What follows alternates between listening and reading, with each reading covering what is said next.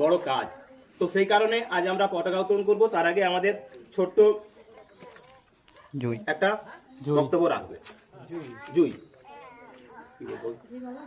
1947 সালে 15ই আগস্ট আমাদের এই ভারতবর্ষ স্বাধীন হয়েছিল। মহান বলিদের রক্তলাঙ্গা এই আমাদের স্বাধীনতা।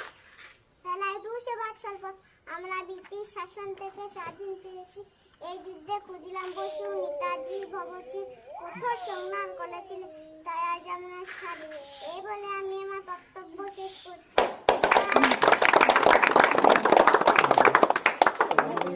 সকলকে এই জুয়ের তরফ থেকে বলবো যে সকলে হাততালি দিয়ে ওকে আরো বেশি উৎসাহিত করো। কারণ এত সুন্দর একটা বক্তব্য, হয়তো আমাদের মধ্যেও জড়তা আসছে। সত্যিকারই 200 বছর ধরে ব্রিটিশ সরকার আমাদেরকে শাসন শোষণ করেছে, তারপরে আমরা স্বাধীনতা পেয়েছি এবং কি শুধুমাত্র এই স্বাধীনতা পেয়ে